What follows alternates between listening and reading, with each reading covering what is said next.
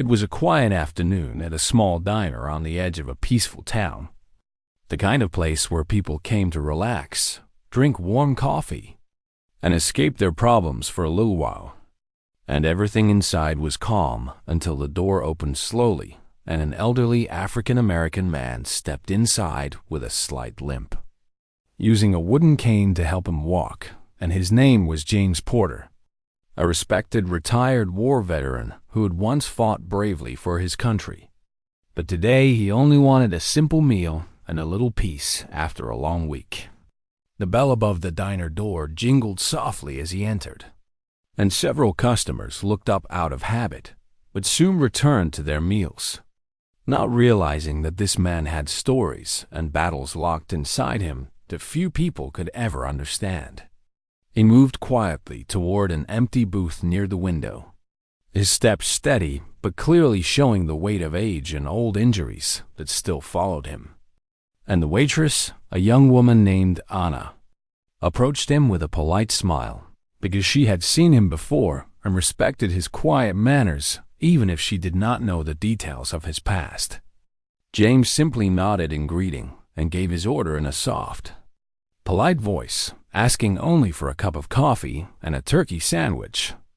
And Anna walked away while he settled into the booth with a slow inhale, enjoying the moment of calm, unaware that trouble was already growing only a few seats away.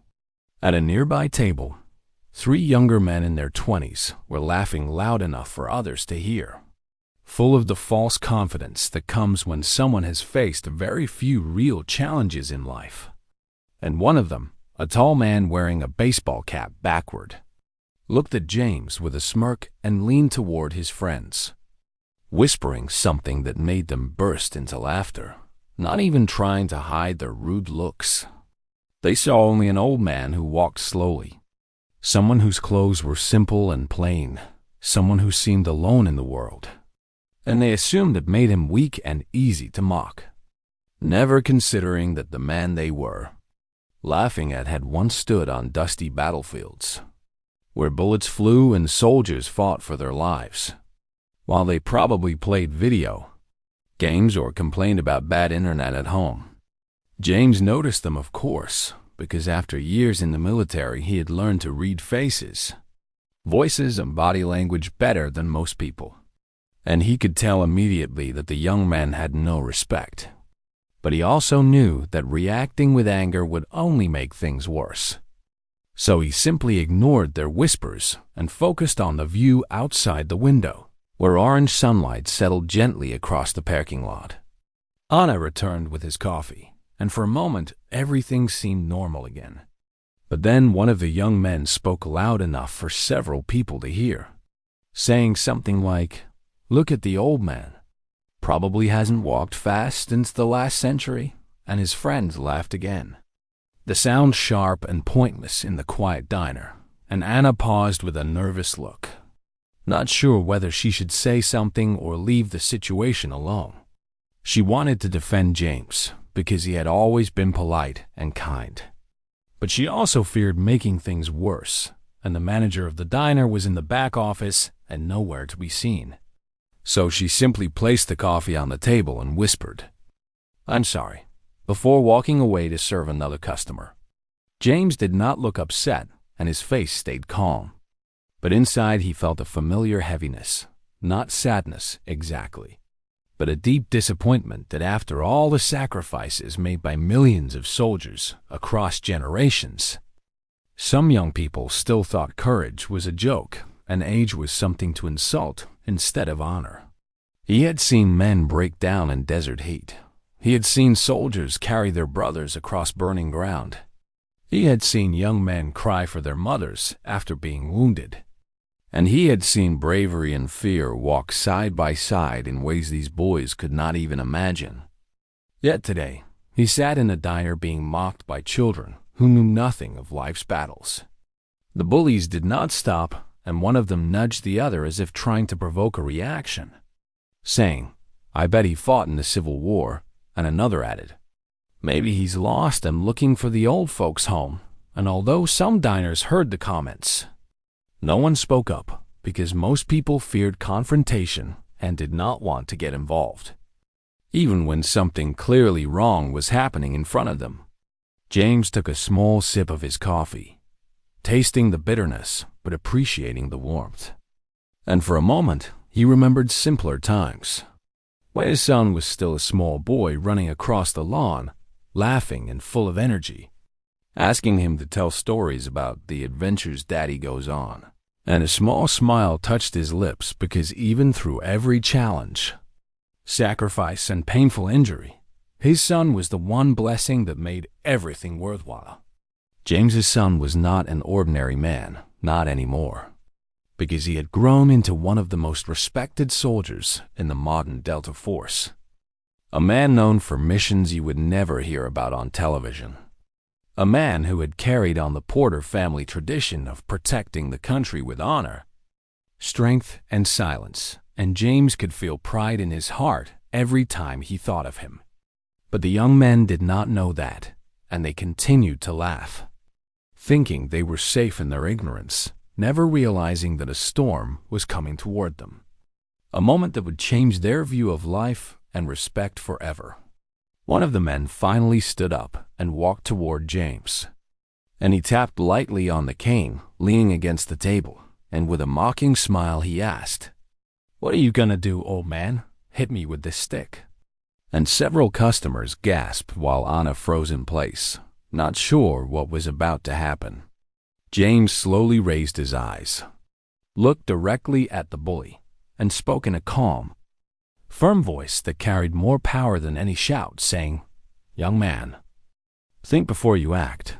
And though the bully laughed again, a few older customers in the diner felt chills, because James's voice carried the weight of someone who had faced real danger, someone who had seen things the bully could never dream of. The moment stretched quietly, and for the first time, the air in the diner felt tense, because something had shifted. Something had changed, and the story that was just beginning was about to take a very different turn, one that none of the bullies could have ever expected, as the man they thought was weak was connected to someone stronger than any of them had ever imagined. The bully stood there with a mocking grin on his face, expecting the elderly man to stutter, panic, or show fear. But James Porter simply looked back at him with steady, calm eyes. The same eyes that had once looked across dusty battlefields and war zones where real danger existed. And that calm unsettled the young man, even if he did not want to admit it. And instead of backing away, he tried to show even more fake confidence by saying in a louder voice, "Come on, old man, say something tough." And his friends at the table laughed again, tapping their hands on the table as if cheering for a show. The entire diner felt the tension grow heavier, and people who had been eating peacefully now stared at their food or at their phones, pretending not to see the situation, because most people feared being involved in confrontations and hoped that if they ignored the problem, it would go away. But Anna, the waitress, could not ignore it anymore, and she stood a few steps away with worry in her eyes, wanting to intervene but afraid the bully might turn on her next. James finally spoke again, his voice low and controlled, saying, "A real man does not prove strength by hurting others." And for a moment, the bully hesitated, because deep down, he could sense that this old man had more experience and wisdom than he could ever imagine. But instead of backing down, he scowled, embarrassed that some customers were watching and not laughing with him, so he pushed harder. He tapped James's cane again, harder this time, and asked loudly, "What's the matter, old-timer? Can't defend yourself?" And his friend snickered, proud of his fake bravery.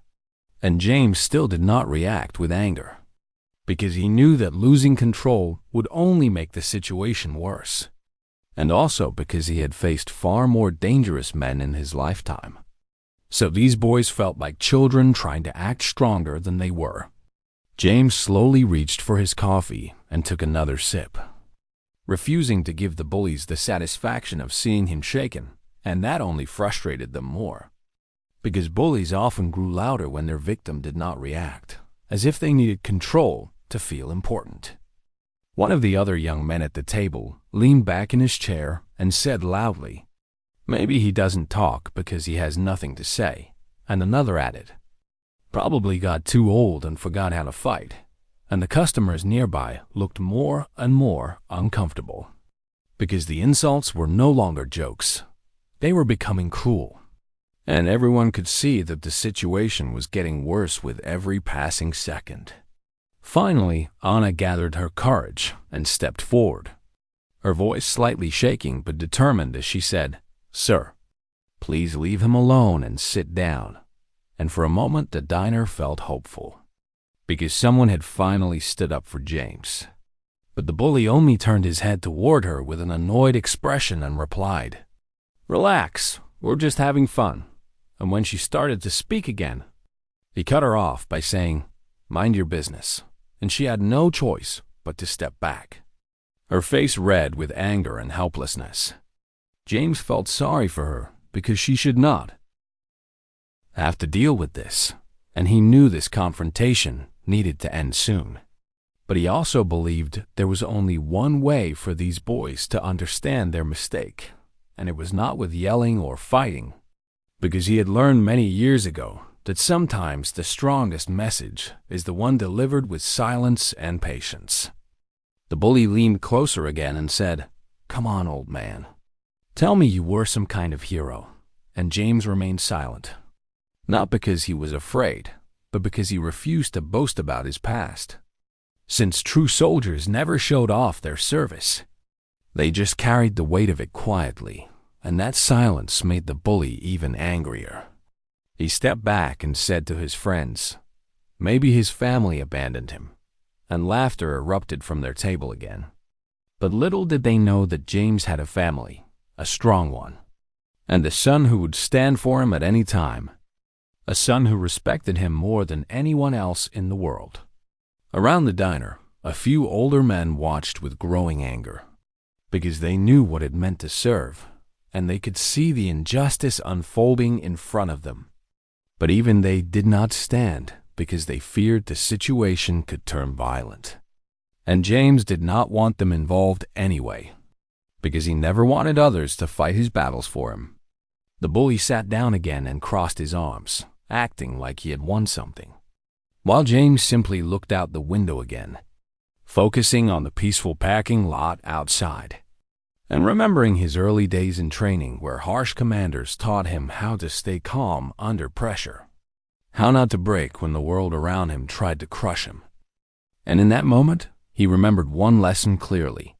A soldier never wastes energy on the enemy who has no understanding.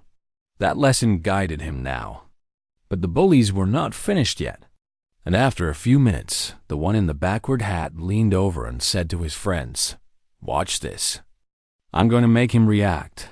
And he stood again and reached toward the plate of untouched food that Anna had just placed in front of James.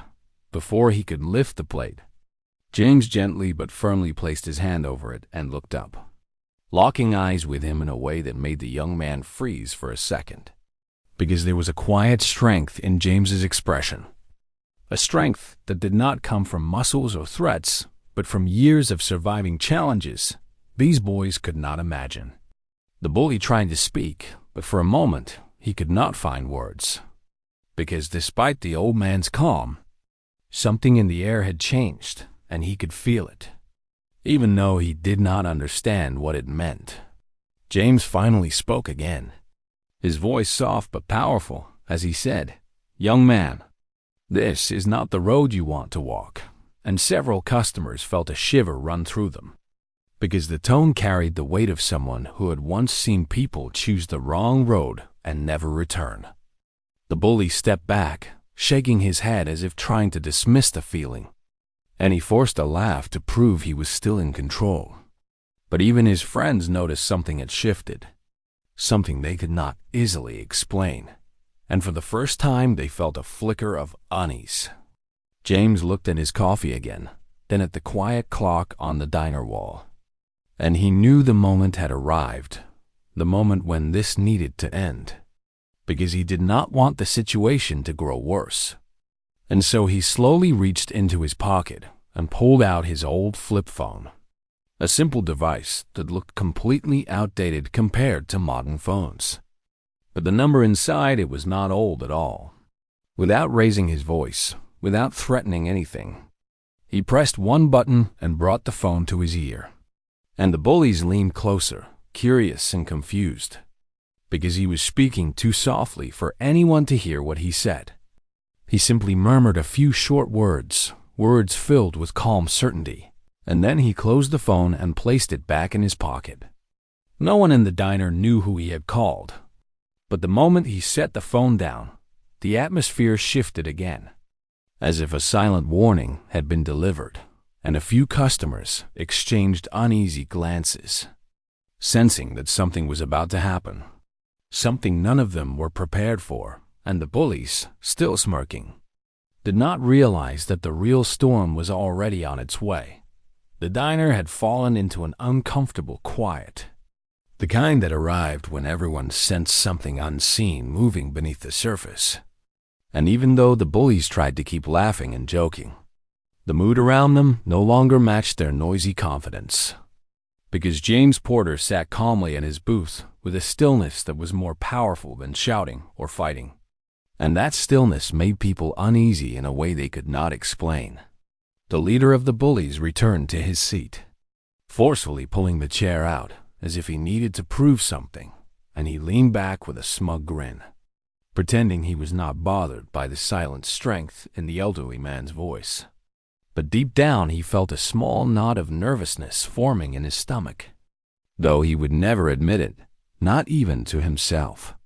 His friends continued whispering and snickering, but their laughter was softer now, less sure, because they sensed a change in the air, a pressure that had not existed a few minutes earlier, and one of them finally whispered, "Maybe we should stop." But the leader shook his head and replied, "He's just an old man. What's he gonna do?" And he forced out a laugh that sounded a little too loud, trying to convince himself that nothing had shifted. Across the diner, Anna watched from behind the service counter, her hands trembling slightly as she pretended to refill an empty ketchup bottle, because she knew the situation was no longer small or harmless, and she had seen enough of life to recognize when someone with real strength was holding back. And she whispered quietly to another waiter, "Something's coming," and the waiter nodded with wide eyes even though he did not know why.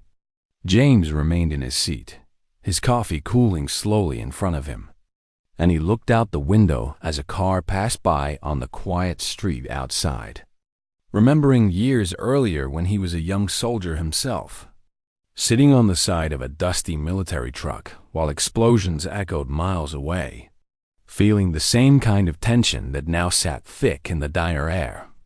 But instead of fear, he felt a calm readiness, the same kind of calm that had kept him alive in dire moments. The leader of the bullies finally spoke again, raising his voice as if volume alone could restore the attention he felt slipping away. And he said, "You know, I bet he never even served. Probably just wears that jacket to pretend he's special." And a couple of people in the diner gasped quietly because the disrespect was too much, even for those who had tried to stay out of the situation. One older man sitting at the counter clenched his jaw, his hands tightening around his coffee mug, because he had served too, and the insult stung in a personal way. But before he could speak, his wife touched his arm and whispered for him not to get involved. And though he hated it, he stayed silent, watching the scene unfold. The bully smirked again, pleased that people were listening, and he leaned forward with his elbows on the table, trying to appear relaxed and in control. But inside he felt the growing weight of tension pressing down, and he did not understand why the old man's calm silence bothered him more than if James had shouted or threatened him. The door to the diner opened as another customer walked in, but the sound was drowned under the heavy atmosphere, and even the newcomer sensed something strange as he looked around and quickly chose a seat far from the conflict, not wanting to be part of whatever was happening. James finally wrapped his old fingers around the handle of his cane and lifted it slightly. Not in a threatening way, but simply to adjust it beside him. And the bully flinched without meaning to, his heart jumping for a second in pure reflex. And then he forced a sarcastic laugh to cover the reaction, saying, "Careful, he might hit me." But this time the laughter from the other boys was weaker, because even they had felt the shift. James turned his head slowly and finally spoke again, his voice soft yet strong, saying, "Young man, you judge what you do not understand." And the words struck deeper than he intended, echoing across the silence of the diner in a way that made even the customers feel a chill. Because there was no anger in the voice, only experience and sorrow. The bully opened his mouth to respond, but before he could, a phone buzzed somewhere inside the diner, and a few customers glanced around, thinking it was theirs. But the sound did not come from a phone on a table. It came from one of the bully's pockets, and the boy took it out only to see that the screen had cracked earlier when he dropped it outside. And for some reason, even this small detail added to his growing uneasiness, as if the world itself was warning him that something was not as simple as he wanted to believe. For several long seconds, no one spoke, and the leader of the bullies looked at James again, uneasy, but still trying to hold on to his pride. And he said, "You think a phone call is going to save you?" But his voice lacked the bold certainty from before, and some customers noticed the first cracks in his confidence. James did not answer because he did not need to, and instead he looked toward the diner door, as if waiting for something the young man could not yet see. And that silent expectation made the bully sit straighter, suddenly alert without knowing why. One of the other boys finally asked in a quiet voice, "What if he did call someone?" And the leader snapped back, "So what? He probably called a taxi." But even he did not believe his own words, and he rubbed the back of his neck nervously. Anna continued watching, her heartbeat quickening, and she whispered to herself, "His son," without fully understanding why that thought came to her mind, only sensing that whoever was coming was someone powerful. Outside the diner, a distant engine sound could be heard approaching, and though no one inside knew it yet, that sound would soon change everything, because the young men were about to face the truth that behind the old man they mocked stood someone far stronger than any of them had imagined, someone who had spent years protecting the country while they spent their days mocking strangers in diners. The engine grew louder as the car neared, and a few customers glanced toward the window, sensing motion beyond the glass, while James remained still. No fear in his face, only quiet certainty, the same certainty that had carried him through battles no one in the diner would ever know about. The bully noticed people looking toward the window and turned his head slightly, trying not to look too curious, but his heart beat faster, and he felt a sudden regret that he had not felt earlier, a regret that whispered inside him that he may have just crossed a line that could no longer be undone. And as the engine outside settled to a stop and the diner grew even more silent, the real story began. And none of the bullies were ready for what would happen next. Outside the diner, the sound of the car engine faded into a deep quiet. A quiet so heavy that even those who tried not to look up could feel the weight of something arriving.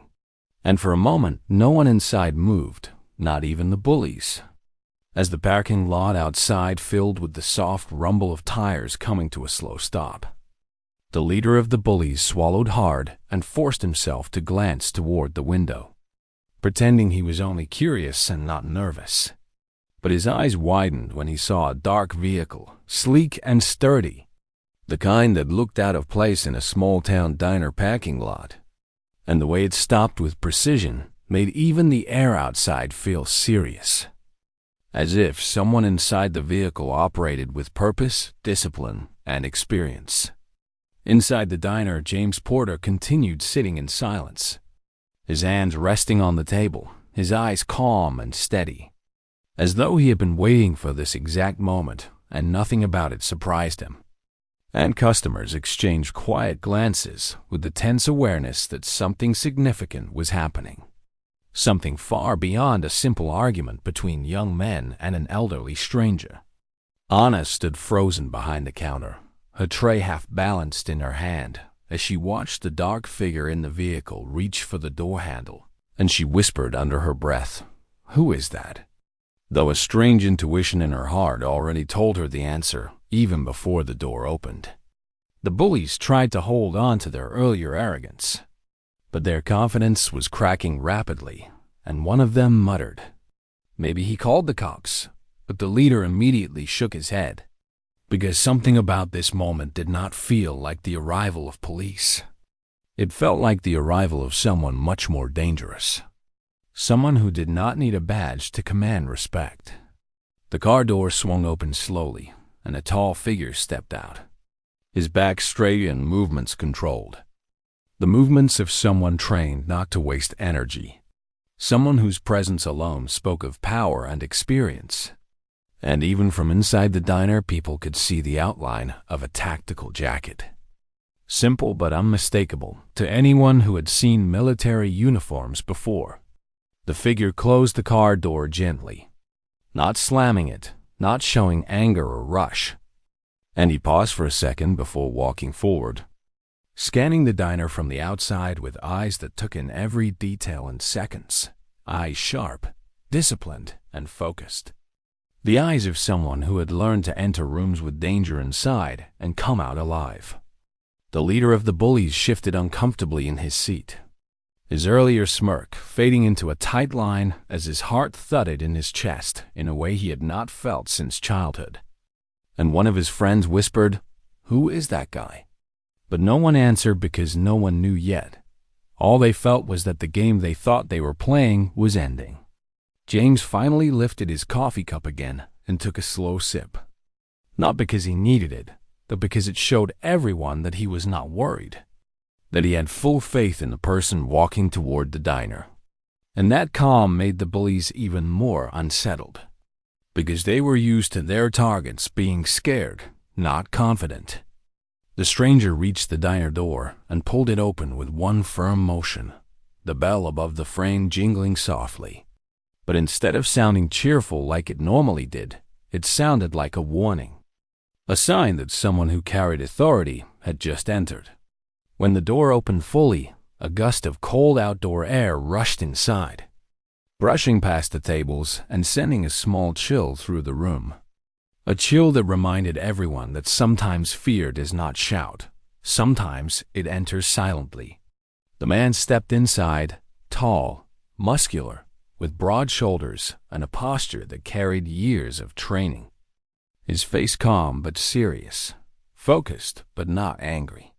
The face of someone who did not need to raise his voice to be heard. And his boots made a solid, controlled sound against the diner floor, each step echoing slightly in the silent room. Everyone inside watched him, even those who tried not to stare, because his presence demanded attention without him saying a word. And the bullies quickly looked away, no longer wanting to be seen as the cause of the situation now unfolding. The stranger looked around the diner slowly, taking in every detail, and then his eyes landed on James Porter. And the sternness in his expression softened just slightly, touched with respect and affection. And he walked straight toward the elderly veteran without hesitation. When he reached the table, he stopped and spoke in a low but warm voice that carried across the room without needing volume, saying, "Dad, you called." And those three simple words hit the bullies like a hammer, because suddenly the truth sank in and the pieces connected. The old man they mocked was not alone. He had a son. And not just any son, but someone who carried himself like a soldier. Someone who looked like he had lived a life that none of them could understand. James nodded slowly and replied, "I did." And the way the two men spoke to each other showed a bond built not just on family, but on respect earned through hardship. And even Anna felt her heart move as she realized she was seeing a moment far deeper than a simple father and son reunion. The leader of the bullies had turned pale, his earlier bravado evaporating, because now he understood why James had never needed to raise his voice or threaten him, because the old man knew he had already called someone who could handle the situation in a way no teenager would want to face. The son turned his head slowly and finally looked directly at the bullies, and the room went dead silent, so quiet that people could hear their own breathing, because his gaze alone was enough to make the air feel heavier. And though he had not spoken a single word to them yet, his presence alone felt like a warning they could not ignore. The bully shifted uncomfortably and tried to speak, but the words stuck in his throat, and his friends looked down at the table, wishing they could disappear, because now they understood they had not just insulted a man, they had disrespected a veteran, a father, and someone connected to a soldier far more dangerous and capable than any of them could ever dream of being. The son finally spoke, his voice low and even, asking James, "Are you all right?" And the old veteran replied, "I am now." And that answer alone made the bully's hands go cold, because it told them that until this moment James had not been fully safe. But now he was, and now they would have to face what they had started.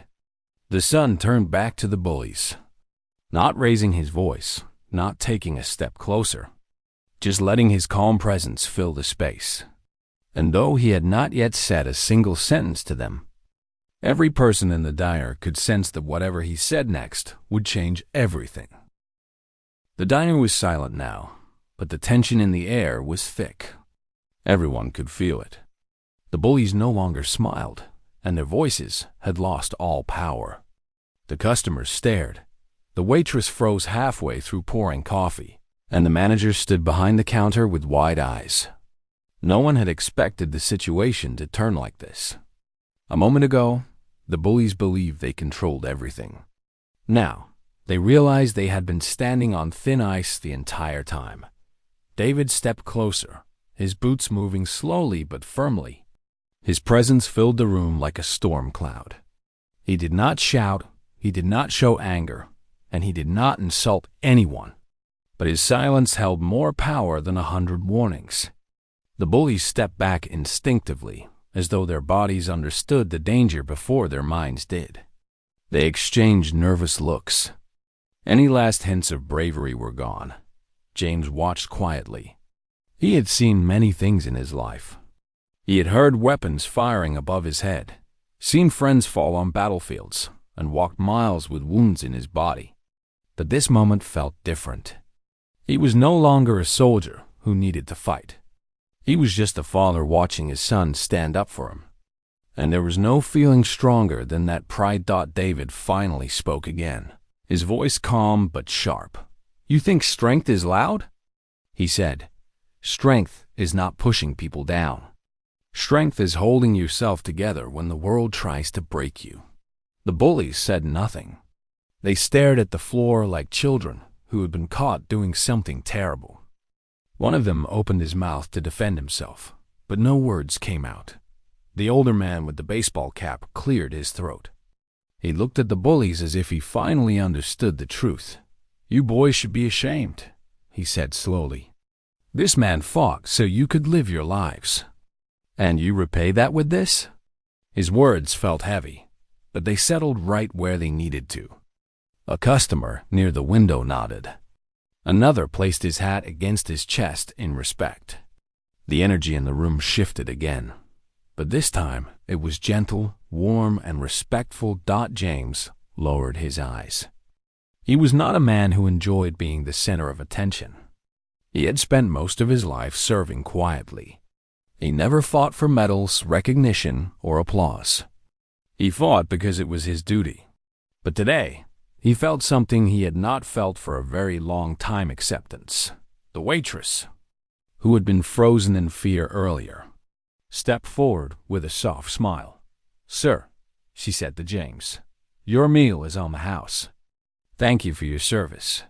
James looked up, touched, and gave a small nod. "Thank you, miss." "That's very kind." David smiled lightly at her, then turned back to the bullies. "You have a choice," David said. Walk out of here and learn something. Or stay and keep acting like children. But know these people are watching. Not just me, everyone. His words were true. Every customer in the diner was watching closely. No bully could hide from that. The leader of the group swallowed hard. His face was red, and his eyes moved from David to James. He finally realized who he had been mocking. His voice shook as he spoke. I'm sorry, he managed. We didn't know. David's expression did not change. You shouldn't need to know someone's past to treat them with respect. Silence followed again. But this silence felt different, heavier, and filled with thought. The bullies looked ashamed. The leader nodded slowly. You're right, he whispered. We were wrong. James watched them carefully. For a moment, David thought his father might not accept the apology. James had every right to walk away and ignore them. But something changed in the old man's eyes. He took a slow breath and spoke in a voice that was tired but wise. When I was your age, James said, I lost a friend in combat. He was only 19. When he died, he didn't get the chance to apologize to anyone. He didn't get the chance to grow up and become a better man. The bullies listened, their heads lowered. You still have that chance, James continued. Don't waste it. The bullies stood silent, each one trying to understand the weight of his words. The leader nodded again. Thank you, sir, he said, this time with genuine respect. James gave a slow nod back. The boys quietly turned and walked toward the door. The leader opened it, then paused and looked back one last time. I'm sorry, he said again. We'll do better. They left the diner, and the door closed behind them with a soft sound. The tension in the room melted instantly.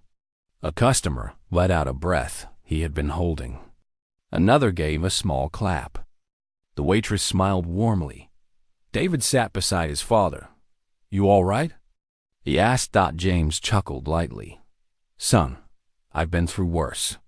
David laughed too, feeling the moment settle in his heart. They ate their meal together as the customers slowly returned to normal conversations. But no one forgot what had happened. In that diner, on a quiet afternoon, respect and dignity had returned, not through violence, but through courage, presence, and wisdom, and everyone who witnessed it would carry that lesson for the rest of their lives. As James and David continued eating their meal, the diner slowly returned to a calmer atmosphere. The sound of forks and plates mixing with light conversation filled the room again, but something had changed. Every person inside seemed to look at James and David with new eyes filled with respect. The waitress came back to the table, not nervous now, but confident and warm. Is there anything else you two need? She asked politely. James shook his head. No, thank you. We're just fine. The waitress nodded. But then she hesitated, biting her lip. David noticed. Something on your mind? He asked gently. She looked at James. My grandfather served too, she said. He never talked about it. I always wondered what soldiers like you had gone through. James gave a small, thoughtful smile. Most of the time, he said quietly. We don't talk because we don't want others to carry the weight we had to carry. Those words touched her deeply. She smiled, nodded, and walked away with tears in her eyes. David looked at his father. You always know the right thing to say.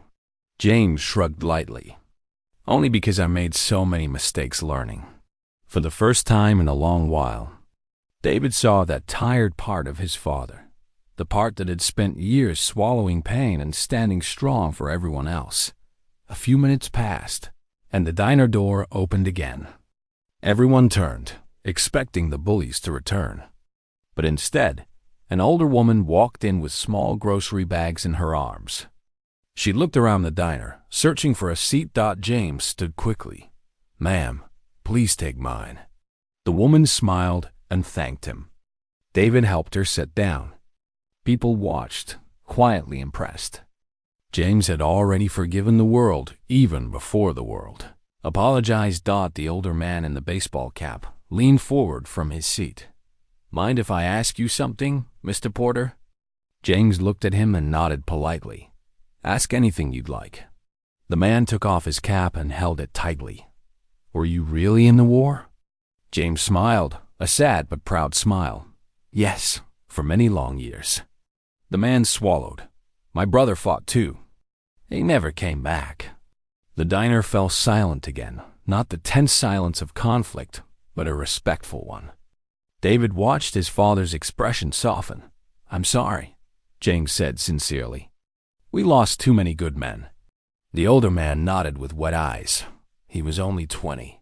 That's the truth of war, James said softly. It never asks how old someone is.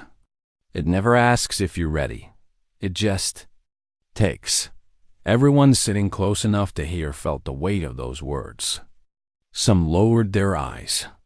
Others placed hands over their hearts. Even David, who had heard many war stories from other soldiers, felt the pain in his father's voice. The manager stepped out from behind the counter and approached. Mr. Porter, he said gently, I didn't know we had someone like you in town. You should have told us. James shook his head. You don't need to know who I was. Only who I am now. David smiled. That was always his father's way. Quiet, humble, never asking for thanks. But now, the room wanted to understand. They had seen the bully's behavior, and they wanted to understand how a man could face such disrespect and still sit with patience and dignity. The older woman with the grocery bags asked softly, Why didn't you say something earlier? Before your son came? James sighed. When I was a young soldier, I learned something important. Words spoken in anger are bullets, and once fired, they can't be taken back. Everyone listened closely. So instead, James continued, I chose to wait, to see if they would stop on their own. David looked sideways at his father with respect. You were always brave, he said softly, even when no one could see it. James chuckled. Oh, I was scared plenty of times. But bravery isn't about not feeling fear. It's about moving anyway. The older man in the baseball cap nodded. Double quotes, well said. A customer near the window added, If more men thought like you, this world would be better. But James shook his head. The world becomes better one choice at a time. Today, those young men made a bad choice, but they also made a better one afterward. And that matters. David respected how his father always found a reason to believe in people. Even after being disrespected, even after being hurt by the world. He always saw potential instead of anger. The manager looked at David next. And you, he said, you walked in like a force of nature. Who are you, really? David smiled calmly. Just someone who takes care of his own. The manager raised an eyebrow. And before that? David paused, then answered without pride, just truth. Delta Force. Gasps spread across the diner. Even those who didn't know much about military ranks understood that term. It was the kind of title that meant something serious, something real. One customer whispered, That's the highest level. Another said, You don't get there unless you're the best of the best. David stayed quiet. He didn't smile or brag. His expression showed that this wasn't something he cared to boast about. James stepped in. He didn't join to be praised. He joined to protect the same way many of us did. David felt a small warmth inside. His father never bragged about him either, but he always spoke with pride. Just then, the door opened again. Everyone froze for a moment, expecting trouble. But instead, the bullies returned slowly, their heads lowered, no arrogance left in their step. They approached James and David with caution. The leader held something in his hand, a small American flag pin. He placed it gently on James' table. I don't deserve your forgiveness, the young man said, but I want to start becoming someone who does. David watched closely. He could see sincerity in the boy's eyes. Not fear, but change. James picked up the pen, looked at the young man, and said, "Start from here. That's enough." The young man nodded. The group slowly backed away and left again, this time different people than when they first walked in. David smiled lightly. "Dad, you didn't just teach them something. You changed them." James looked at his son. "If we can't change people with kindness, then what was all the fighting for?" David nodded. And in that moment, everyone in the diner realized that the strongest man in the room wasn't the highly trained soldier. It was the quiet veteran who chose peace, even when life gave him reasons to choose anger. When the bullies finally left for the second time, the atmosphere inside the diner changed completely. The fear, tension, and anger were gone. Instead, the room felt warmer, as if everyone inside was sharing. The same quiet understanding that the waitress brought coffee, refills to every customer, but placed the pot down on James and David's table first. "You taught everyone something today," she said softly. James smiled. "I didn't teach. I only reminded. People already know the right thing. They just forget sometimes." She nodded, touched by his humility, then walked away to serve others. David leaned back in his chair, studying his father carefully. He had seen his father face danger, pain, and loss in his life. But today, he saw something stronger than all of that character. Integrity, grace. "Dad," David said quietly, "when I got the call, I thought I was coming here to protect you. But I think you're the one who did the protecting today." James chuckled gently, shaking his head. "Maybe. Or maybe we protected each other, like we always have." A moment of silence passed between them, but it was comfortable. Two men who had seen enough in life that they didn't need to fill every pause with words. The older woman with the grocery bags looked over to James. "Do you come here often?" she asked. James smiled politely. "No, this is my first time." The woman grinned. "Well, I hope it's not your last." James looked around the diner, seeing the friendly smiles, the nods of respect, and even small waves from strangers who now felt connected to him. "I think," he said, "I will be coming by more often." David laughed softly. "You just got a whole town who wants to buy you free pie for life." James shrugged. "I'd rather have peace and quiet." David smirked. "Good luck with that." A young boy from one of the back tables suddenly approached, holding a notebook and pen. "Sir," the boy said shyly, "my dad said you're a real hero. Can I have your autograph?" James blinked, surprised. "Oh, son, I'm no hero," he said gently. The boy frowned. "But my teacher says heroes don't have to wear capes." James paused. He looked at David, who nodded with encouragement. Slowly, James took the pen and signed the boy's notebook. "What's your name?" James asked. "Well," the boy said proudly. James signed the paper and wrote one sentence underneath. "Do the right thing, even when no one is watching." When the boy read it, his eyes lit up as if he'd received a treasure. "Thank you, sir," he said before running back to his table. David smiled. "You see?" he whispered. "That boy will remember you for the rest of his life." James shook his head with gentle amusement. "He'll forget this old man, but maybe he'll remember the lesson." Outside the diner window, the sun had begun to set. The sky turned orange and gold, casting a warm glow across the parking lot. The world outside looked peaceful, at least for now. The manager came to their table next. "Mr. Porter," he said respectfully, "if you ever need anything, this diner will always be open to you." James stood slowly and shook the manager's hand. "Thank you. That means more than you know." David stood as well. The manager looked at David next. "And thank you for how you handled all of this. You walked in ready for battle, but you didn't need to lift a finger." David smiled slightly. I trusted that my father already knew how to fight the right way. James placed a gentle hand on David's shoulder. Fighting with fists is easy. Fighting with patience, now that is hard. David nodded.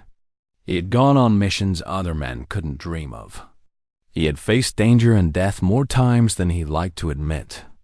But today, he learned something new from the man who had raised him. Real strength doesn't always come from force. Sometimes it comes from forgiveness. They walked toward the door together. Before stepping outside, James turned back to the others in the diner. "I hope everyone has a peaceful evening," he said softly. A chorus of voices answered. "You too. Take care." "Thank you, sir." David held the door open for his father, and together they stepped out into the cool evening air. The noise of the diner faded behind them, replaced by the quiet breeze and distant sound of cars passing on the highway. James took a slow breath, enjoying the fresh air. "You know," he said calmly, "people say the world is getting worse. But I don't believe that." David raised an eyebrow. "No?" James shook his head. "The world has always been a mix of good and bad. The important thing is which one we choose to add to." David smiled. "Then today, you added something good." James looked at his son with a proud glimmer in his eyes. "So did you." They walked together toward the parking lot. No hurry, no tension. Just a father and son who had survived another day not of war, but of life. Before unlocking the truck, James looked at the lights of the diner one last time. "People can change," he said. "And as long as that's true, there's still hope." David nodded. "Then that means we still have something worth fighting for." James smiled. "Yes, but today we fought with words instead of weapons. And sometimes that is the greater battle." They climbed into the truck. The engine started. The headlights illuminated the dark road ahead, and as they drove away, they left behind not just a diner, but a memory that everyone inside would carry forever, a powerful reminder that strength is not just in the body, it is in the heart.